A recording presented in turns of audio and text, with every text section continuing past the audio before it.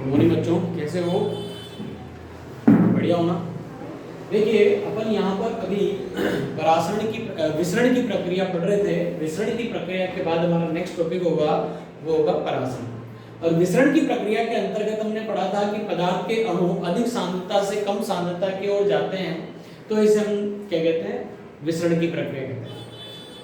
अब देखिए, पदार्थ के अणु जब जीवों के अंदर की यदि बात करें, तो जीवों के अंदर कोई पदार्थ के अणु जब एक जगह से दूसरी जगह जाते हैं या एक कोशिका से दूसरी कोशिका में जाते हैं, तो दोनों कोशिकाओं के बीच में जो है पदार्थों के आने जाने को रोकने के लिए जो है झिल्लियां पाई जाती हैं। ये झिल्लियां उन पदार्थों के आवागमन की प्रक्रिया को अवरुद्ध करती हैं, यानी एक कोशिका से दूसरी कोशिका में नहीं जाने देती, या फिर उसे रोकती है या फिर जाने देती है। ठीक, इस आधार पर जो झिल्लियां हैं उनके आधार पर पारगम्यता निम्न प्रकार की होती है। ठीक है, परमिएबिलिटी।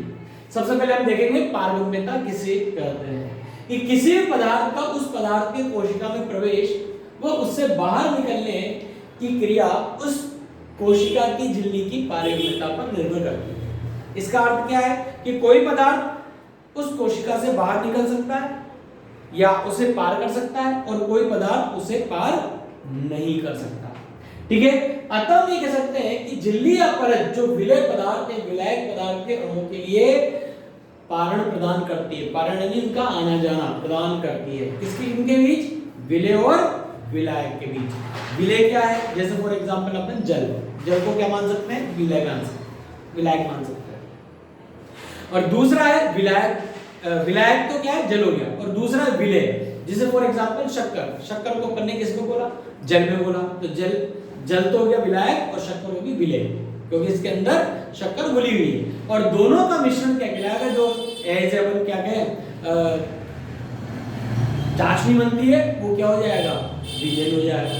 ठीक है, तो इस आधार पर अपन कहना चाह रहे हैं कि विलय के अणु झिल्ली के आर पार जा सकते हैं, या फिर विलायक के अणु झिल्ली के आर पार जा सकते हैं या नहीं जा सकते।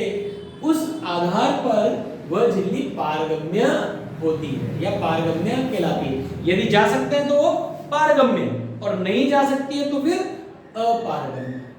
अब देखिए, इस पारगम्यता के आधार पर झिल्लियां मुख्यतः 3 प्रकार की होती है। सबसे पहले अपन बात करते हैं चयनात्मक पारगम्य झिल्ली। ठीक है, चयनात्मक पारगम्य झिल्ली, सेलेक्टिव परमिएबल मेम्ब्रेन। देखिए क्या है चयनात्मक पारगम्य झिल्ली? क्या है कि जब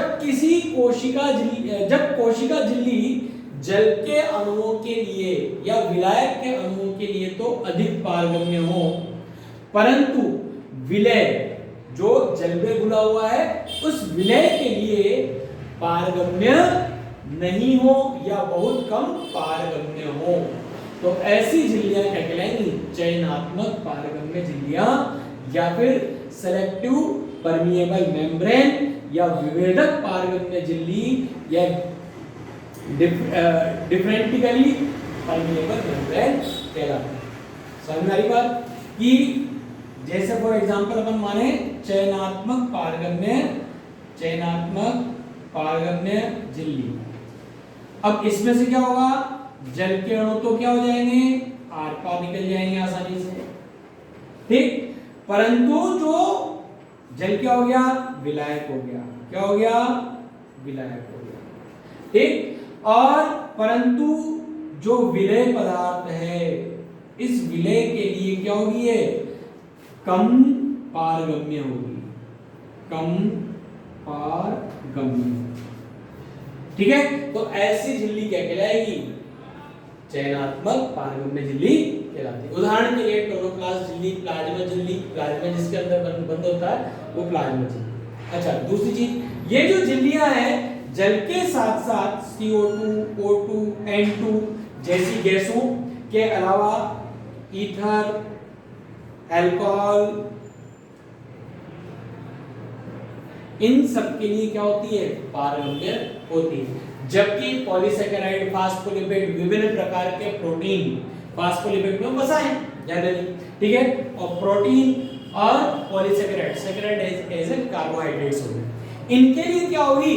अपारगम्य होगी। तो विलय के रूप में क्या क्या हो सकते हैं? पॉलीसैकेराइड, पॉलीसैकेराइड और फॉस्फोलिपिड और क्या हो सकते हैं, प्रोटीन हो सकते हैं। तो ऐसी झिल्लियां क्या होगी, चयनात्मक पारगम्य झिल्लियां होंगी। दूसरा है सेमी परमिएबल मेम्ब्रेन, अर्ध पारगम्य झिल्ली। देखिए अर्ध पारगम्य झिल्ली क्या है कि कुछ विशेष परिस्थितियों में कोशिका झिल्ली विलायक के अणुओं के लिए तो पारगम्य होती है, परंतु विलेय के अणुओं के लिए पूर्णतया पारगम्य नहीं हो। यानी जल तो आर पार गुजर जाएगा, लेकिन जो विलेय है जैसे शक्कर है, ठीक है, या फिर हम बोलते हैं किसी प्रकार का शक्कर के अलावा किसी प्रकार का कार्बोहाइड्रेट के अलावा वसा हो गई, प्रोटीन हो गई, ये सब पदार्थ क्या होंगे, बिल्कुल अपारगम्य होंगे, ठीक है, थोड़ा भी पार नहीं कर सकते। तो फिर ऐसी झिल्लियां क्या कहलाएंगी, अर्ध पारगम्य झिल्ली। तो अपन फॉर एग्जांपल यहां पर देख लेते हैं अर्ध पारगम्य। तो अर्ध पारगम्य में क्या हो जाएगा कि जल के अणुओं के लिए तो क्या होगी, पूर्ण पारगम्य होगी, क्या हो जाएगी, पूर्ण पारगम्य। और जल जबकि विलेय के अणुओं के लिए बिल्कुल भी पारगम्य नहीं होगी, किसी भी कंडीशन में पारगम्यता रिप्रेजेंट नहीं करेंगी।